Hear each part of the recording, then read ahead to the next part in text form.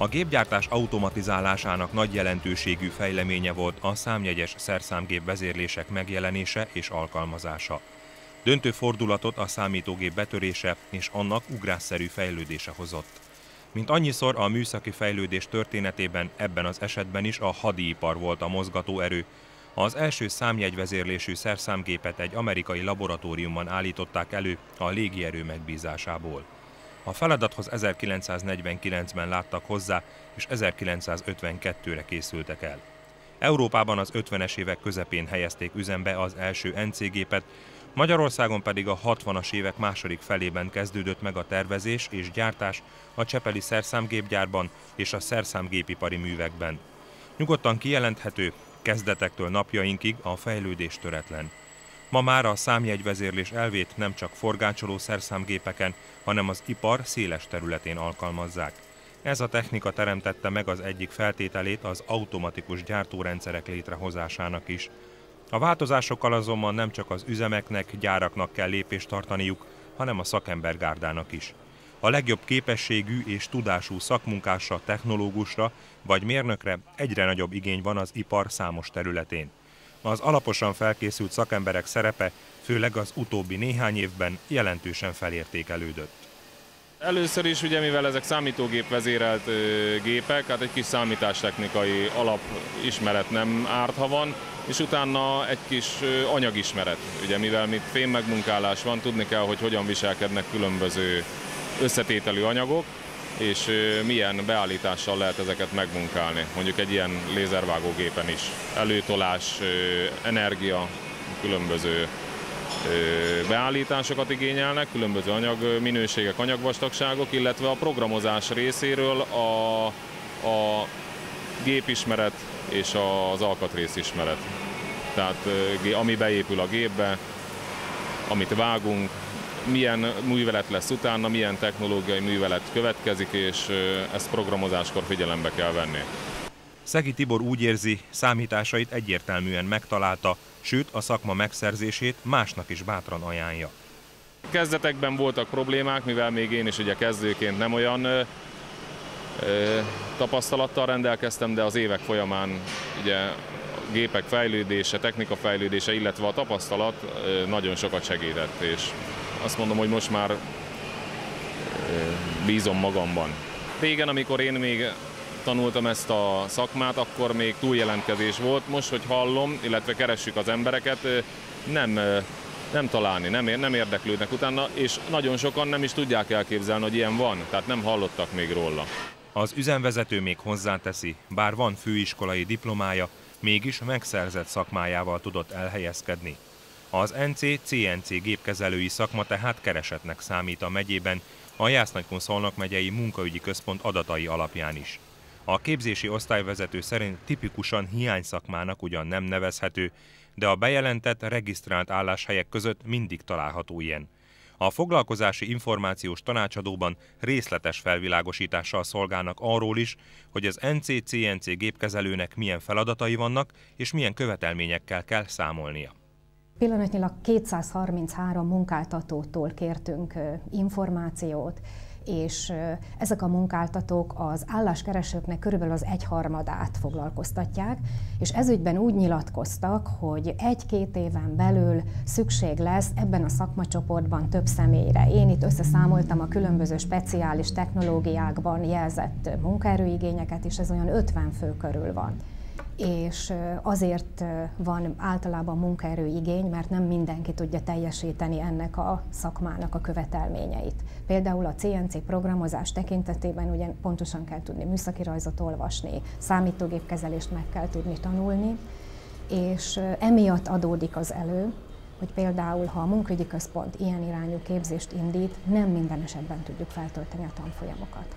A másik ok, hogy a nappali, több hónapos intenzív átképzést nem mindenki vállalja fel, mert ezen idő alatt más munka, még alkalmi munkavállalói könyvvel sem végezhető. Ugyanakkor a tanfolyam idejére keresetpótló juttatás jár, ami a mindenkori minimálbér 60%-a. Ha ehhez még hozzávesszük a 90%-os úti költségtérítést, akkor sem beszélhetünk túl magas összegről, Mégis a munkaügyi szakember szerint érdemes belevágni az átképzésbe az esetleges átmeneti anyagi nehézségek ellenére is.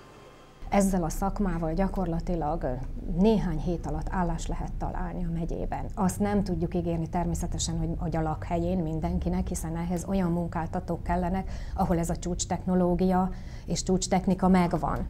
De a megyében mindenképpen állást találnának azok, akik elvégzik ezt a képzést. Az oktatásban partner az 1927-ben alapított Szolnoki Gépipari Közlekedési Szakközép és Szakiskola is, amely kezdettől fogva az ipari szakemberképzés egyik fellegvárának számít. Ma több mint 1200-an tanulnak az intézményben, de ugyanitt lehetőség van a diploma megszerzésére is, ugyanis az iskolában működik a Kecskeméti Főiskola kihelyezett tagozata. A teljes ipari képzés vertikuma tehát adott a szakmunkás képzéstől egészen a felsőfokú oktatásig. Ehhez a humán erőforrás épp úgy biztosított, mint az eszközpark. Nagyon örülünk annak, mint képzőintézmény, hogy végre a kormányzat is látja, hogy elfogytak az igazán jó szakik, elfogytak a szakmunkások, és lépéseket is tesz annak érdekében, hogy pótoljuk a szakmunkásokat, és visszaadjuk a kétkezi szakmunkás becsületét, és olyan jövedelemhez juttassuk őket munkájuk által, amiből tisztességesen meg tudnak élni. Az intézménynek mindig is feladata volt, az intézmény mindig is feladatának tekintette a nappali tagozatos képzésen kívül az esti és levelező tagozatot, miként említettem, de a helyi igények kielégítését tanfolyami képzések keretén belül, tehát felnőtt oktatásban. Nálunk sokkal nehezebb ezeket a képzéseket összehozni, mert a munkanélküliek jelentős része nem akarja vállalni ezt az eléggé elméletigényes és eléggé gyakorlatigényes elfoglaltságot, pedig a munkaerőpiacon térségünkben is el tudnak helyezkedni. Az ipari parkban gyarapodó beruházások és arra ösztökélnek bennünket, hogy ezt a képzést kell, hogy változatlanul végezzük, a külföldi munkavállalásokról pedig nem is beszélve. Lovas Dániel, bár már felvették egyetemre, mégis úgy döntött, hogy halaszt egy évet, leteszi a technikus minősítővizsgát, sőt ezzel párhuzamosan OK és képzésben is részt vesz. Lesz egy gépipari számítástechnikai technikusi minősítőm és egy CNC gépkezelői oklevelem, ami iskola keretein belül folyik a tanfolyam, de tulajdonképpen nem maga az iskola csinálja ezt az egészet, csak egy akkreditált intézményként szakkör jelleggel megy az egész, egy OK vizsgával fejeződik be az egész. Tehát tulajdonképpen ezért fizetni kell, csak ugye nem annyiért, amennyiért egy külsős embernek. Végül is itt a CNC gépkezelésről és magának ennek az egésznek a struktúrájára, hogy működik ez az egész, és mégis belepillantunk ennek a programozási részébe is, hogy az NC gépeket hogy lehet kezelni. De mégis ez nem ugyanaz, mint a CNC programozó. A programozó az már maga találja ki az egész programot, mi pedig ugyanúgy végül is tudunk programozni, csak mi úgy mondanám, hogy belejavítunk abba, amit a programozó megír, és azt próbáljuk meg legyártani a gépeken, tehát mi bevisszük az adatot és legyártjuk, amit előre megterveznek. A Lovas Dánielhez hasonló, jól felkészült fiatal emberekre, mint szakmai utánpótlásra épp úgy szüksége van az iparnak, mint azokra a felnőtt szakmunkásokra, mérnökökre, akik talán egy átképzést követően találták meg számításaikat a munkaerőpiacon. Ezt támasztja alá az ír tulajdonú Meghél Hungária Kft. Ügyvezető igazgatója is. A mezőgazdasági gépek gyártásánál ugyanis a legmodernebb megmunkáló gépeket használják. A termékek konstrukciója magas műszaki tartalmat bír. A márkanév, ami tulajdonképpen ami alá bedolgozunk, ez egy rendkívül komoly piaci pozíciókat harcolt ki, és ezért magas minőségi követelmények vannak. Ennek megfelelően a technológiai elvárás is, hogy a magas követelményeket teljesíteni tudjuk, igen magas. A mai modern gépgyártásnak, különösen a mezőgépgyártásnak az egyik alaptechnológiája a darabolással, illetve az alkatrészgyártással kezdődik, és ezeknél elengedhetetlen a CNC technológia alkalmazása. A korábbi hidegalakítások, hidegalakító szerszámokkal való kivágás már a múlté, ez CNC technológiával dolgozó, például lézer megmunkáló központok nélkül manapság már rugalmasan nem lehet megvalósítani. Mindenképpen azt javaslom a fiataloknak, nagyon komoly előny, hogyha ilyen ismeretekkel rendelkeznek. A jelenlegi képzés úgy tudomásom szerint nem oldotta meg ezt a problémát. A jelenlegi szakembergárdánk a volt mezőgép szakembereiből áll, akik különböző tanfolyamokon, illetve a gyakorlati életben szerezték meg a tapasztalatot.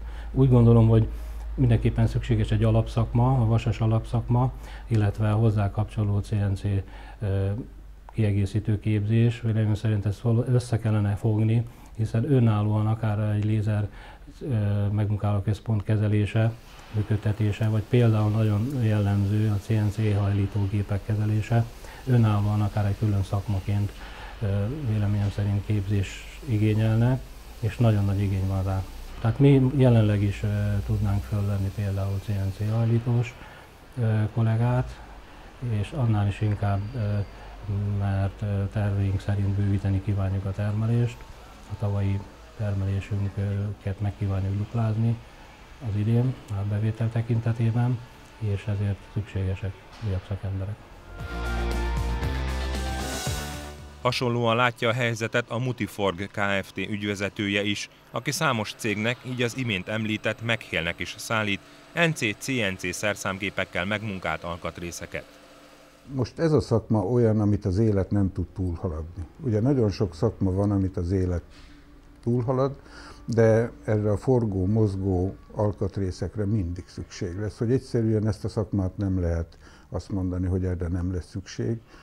Én úgy érzem, hogy egyre inkább, még inkább a jó szakemberre lesz szükség, aki természetesen most a számítógépes ismeretekkel is rendelkezik, mert hát a jövő a CNC felé kell, hogy elmozduljon az egyre korszerűbb gépekhez, ehhez viszont nagyon jó képzett szakemberekre van szükség, mert ezek nagy értékű gépek, szóval itt jó képességű emberekre van szükség ahhoz, hogy tényleg komolyan lehessen dolgozni. Az ügyvezető úgy fogalmaz, akinek megvan az alapszakmája, mindenképp érdemes váltani és tudását továbbfejleszteni, a jövő útja ugyanis ez. Kényelmesebben, kisebb fizikai munkával jobban megbecsülik ezeket a szakembereket, aki ugye számítógépes ismeretekkel rendelkezik. Hát ez azért könnyebben lehet dolgozni, hát szinte a gép dolgozik helyette. Ugye vannak bizonyos műveletek, amit el kell végezni, de ezeknél a korszerű gépeknél a szálanyagot beletesszük, és akkor automatával dolgozik, de hát ugye a szakember kell, aki felügyeli, méri, programozza, hogy én úgy érzem, hogy már messze nem az a szakma, mint ami régen volt, hogy ott kell állni a gép mellett, és akkor ugye eleve kétkezi munkát kell végezni. Itt a gép dolgozik elsősorban helyette, de hát ehhez tudni kell ugye ezeket az ismereteket elsajátítani. Hiszek abba, hogy munka az van, csak hát a szakemberek azok kellenek. A megfelelő szakember utánpótlásra nagy szükség lenne. Az imént elhangzottakból egyenesen következik, van igény a felkészült NC-CNC gépkezelőkre, a szakmát és a technológiát jól ismerő szakemberekre.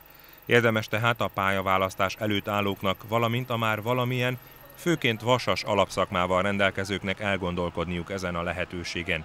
Ugyanakkor a technológia fejlődésével, az egyre korszerűbb megmunkáló gépek megjelenésével lépést kell tartani. Az életen át tartó tanulás, képzés elengedhetetlen, ezt a munkáltatók azonban szinte kivétel nélkül biztosítják. Ehhez a képzési feltételek, az átképzési lehetőségek adottak, a megszerzett szakma egyértelműen piacképesnek számít.